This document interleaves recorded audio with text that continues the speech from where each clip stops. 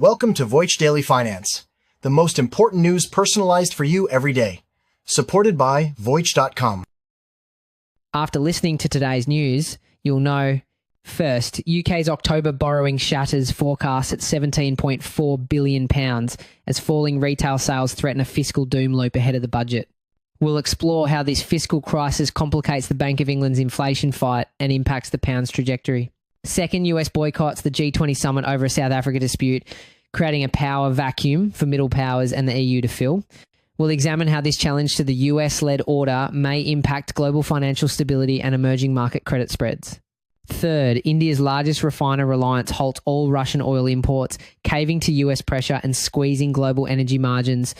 So we'll discuss why this corporate pivot now puts the ball in Washington's court and what it means for US-India trade relations. Let's start with a single statistic that might just change your entire perspective on the UK's economy. The government just posted one of the highest October borrowing totals on record, the third highest October figure since records began in 1993. Only pandemic-era months were higher. So the thing is, this borrowing, officially called public sector net borrowing, is the difference between what the government spends and what it takes in through taxes. It's essentially the nation's monthly credit card bill. The latest numbers show government borrowing hit £17.4 billion in October alone, shattering analyst forecasts by billions. The Office for Budget Responsibility, or OBR, had only predicted a deficit of £14.4 billion. This consistent overspending is a major red flag. A while back, we said the Chancellor was already preparing the public for tough choices to meet her own fiscal rules. The latest overshoot just tightened that vice. This comes less than a week before Chancellor Rachel Reeves is set to deliver a critical budget where she's staring down a £20 billion fiscal gap. But that's not the whole picture. The real turning point is what's happening at the exact same time the government is borrowing more, consumers are spending less. Retail sales just saw their first monthly drop since May, with some retailers reporting that shoppers are simply waiting for Black Friday deals instead of spending now. Continuing our last discussion about the consumer, we previously flagged early stress signals, households trading down, restaurants seeing weaker spend per visit, and fashion retailers losing share to secondhand. We also noted the saving ratio had jumped to 10.7%, a sign of caution. Today's retail drop lines up with that pattern. Actually, this may be more than just savvy shoppers waiting for a sale. The situation presents a fascinating duality. On one side, you have the government's spiralling deficit, while on the other, it exposes a deepening consumer anxiety. Other data, like the GfK Consumer Confidence Index, shows a growing pessimism among the public about their personal finances and the economy's future. When you see both falling sales and falling confidence at the same time, it's a strong signal that households are genuinely starting to cut back. And that's critical, because consumer spending is the main engine of the UK's entire economy. A sustained downturn here could be a direct path to recession. We warned a while back that if spending cracked, it could force the Bank of England to consider cuts even with inflation still above target. And with the bank's own forecast pointing to roughly 1.2% growth next year and unemployment drifting toward 5%, that risk hasn't gone away. One top economist called the combined data a pretty grim picture for the economy. This all puts the Chancellor in a corner. She's publicly described her own fiscal rules as non-negotiable, yet the borrowing numbers keep exceeding forecasts. The key here is that these rules, which require national debt to be falling within 5 years, are meant to keep markets confident in the UK's finances. Breaking them could trigger a sell-off in UK government bonds, similar to the mini-budget crisis of 2022, which would cause borrowing costs to skyrocket for everyone. And as we've discussed before, there's a potential policy tug-of-war here. Any pre-election loosening, tax cuts or extra spending risks, stoking demand and pushing the Bank of England to hold rates higher for longer, blunting the very stimulus the government might try to deliver. The opposition shadow chancellor is already on the attack, stating if Labor had any backbone, they would control spending to avoid tax rises next week.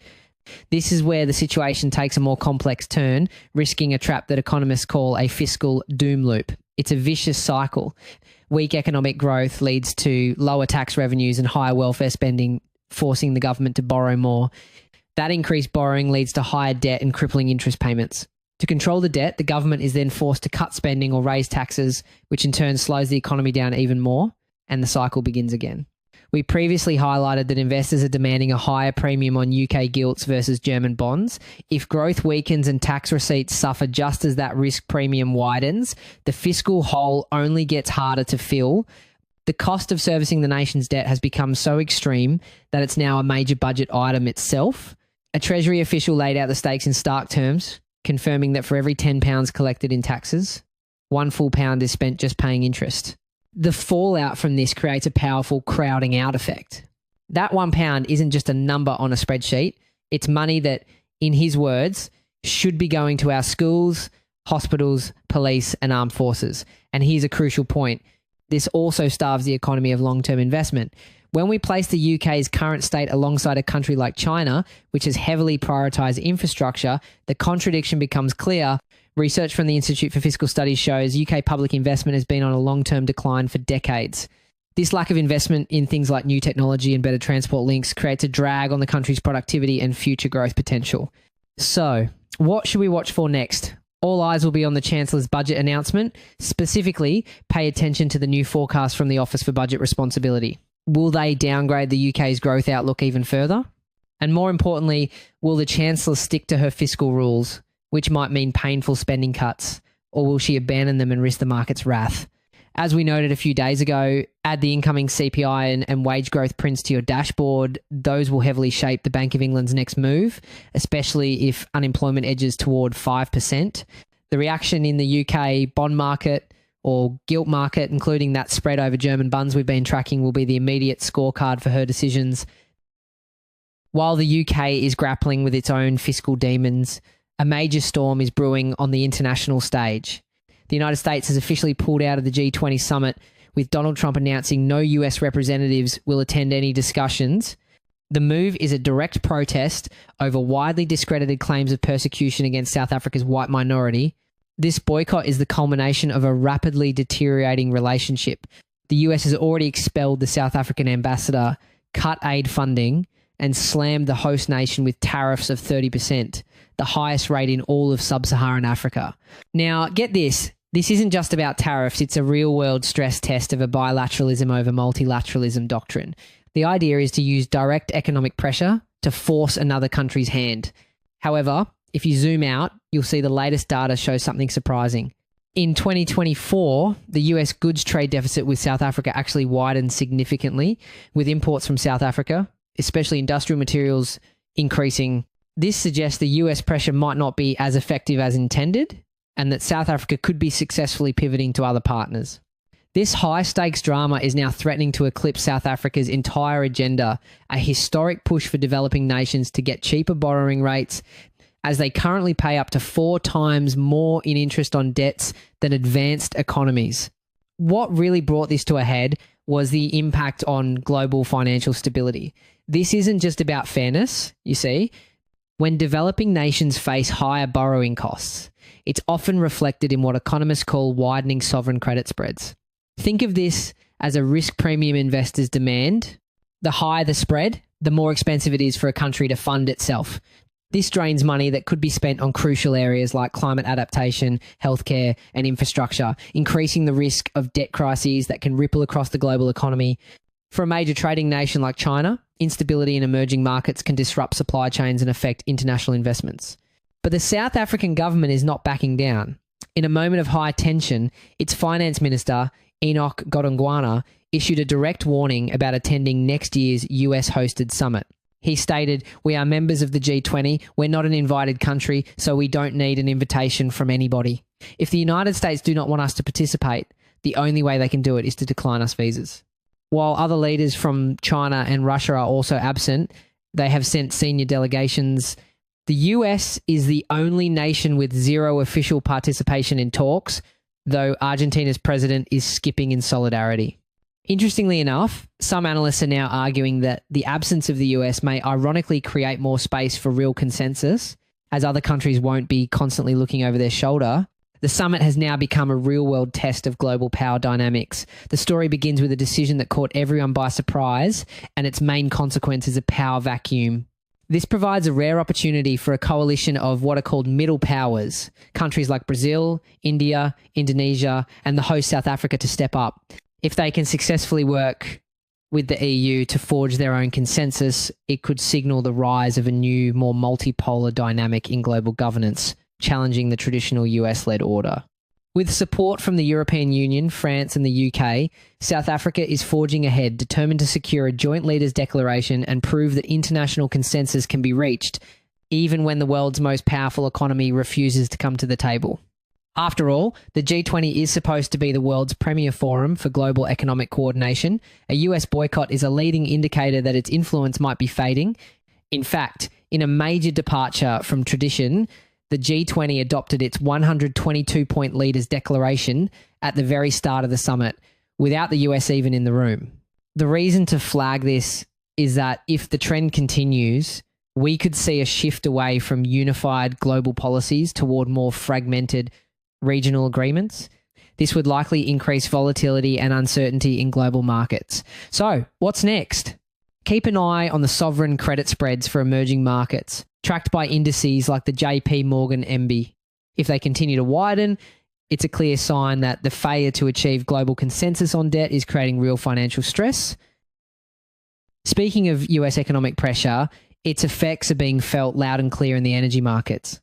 India's single largest oil importer, a company responsible for half of all Russian crude flowing into the country, just slammed the brakes on Moscow. We're talking about Reliance Industries, the conglomerate owned by billionaire Mukesh Ambani. The company has officially stopped all Russian crude imports for its massive Jamnagar refinery, the largest single-site refining complex on the planet. Now, here's where it gets interesting. This isn't just a simple business decision. Reliance is acting proactively, well ahead of the official EU sanctions deadline set for early 2026. This decision brings both international goodwill and comes with inherent business risks, demonstrating a corporate-led de-risking strategy. We're seeing a private giant like Reliance act decisively, while at the same time, we often see state-owned enterprises, for example in China, take a more cautious wait-and-see approach. This move is a seismic shift in global energy flows, made ahead of schedule to comply with upcoming US and EU sanctions. And this shockwave isn't just about geopolitics, it hits global economics too.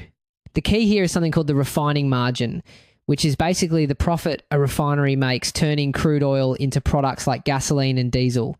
Because Reliance is now out of the market for discounted Russian oil, it has to compete with everyone else for more expensive crude from places like the Middle East. This increased competition bids up the price of non-sanctioned oil, squeezing those profit margins for refiners worldwide. Believe it or not, we're already seeing evidence of this, with Asian gasoline refining margins recently falling from $12 to $8 a barrel. This is a leading indicator of potential energy inflation across the globe. To understand the shockwave this sends, you have to look at the numbers. Before 2022, India's imports of discounted Russian oil were just 2.5% of its total. That number recently skyrocketed to nearly 36%, making India a critical financial lifeline for Moscow. Reliance alone accounted for half of that entire flow. Let's talk about the internal impact on India. For the past couple of years, that cheap Russian oil was a huge benefit, helping to keep inflation in check. Now, by switching back to more expensive crude, India is facing a new inflationary headwind. This will likely push up wholesale prices, especially for fuel, which then ripples through the entire economy. This complicates things for the Reserve Bank of India, making it much harder to justify cutting interest rates to stimulate growth. It also puts pressure on India's currency, the rupee, highlighting the tough domestic trade-offs involved. This pivot away from Russia has been a major goal for Washington, and the White House immediately welcomed the move. For months, the issue has hampered US-India trade talks and even led to US tariffs on Indian goods as a penalty for the oil purchases. The whole situation perfectly illustrates a strategy some analysts call transactional tariff diplomacy. The logic is simple. Use tariffs as a stick to force a trade partner to comply with your demands and then dangle the removal of those tariffs as the carrot. This approach, which has been a hallmark of President Trump's trade policy, could now be setting a new precedent. If it works with India on oil, it could become a go-to playbook for the US. In other disputes, perhaps with the EU or China over things like EV subsidies or market access, but the real drama is the fallout. With Reliance caving to international pressure, a new demand is emerging from within India. Trade experts are now publicly stating that since the country's largest refiner has met US expectations, Washington must immediately scrap its additional 25% tariff on Indian goods. What began as a corporate decision to sidestep sanctions has now flipped the script entirely. The ball is now in Washington's court, turning this energy showdown into a new high-stakes trade negotiation where delicate diplomatic goodwill is on the line. So, what should we watch for next? The most immediate focal point will be any official statements from the United States Trade Representative. Will they acknowledge India's move and lift the tariffs? That's the billion-dollar question. Secondly, keep an eye on global oil price benchmarks like Brent and the Urals Brent price differential. If that gap continues to narrow, it confirms that the discount on Russian oil is disappearing, affecting refiners everywhere. Finally, for those interested in the Indian economy, watch India's upcoming wholesale price index data, especially the fuel component, to see if this decision starts pushing inflation higher. That's it for today on Voice Daily Finance. Follow, share, and stay tuned for daily updates coming your way tomorrow.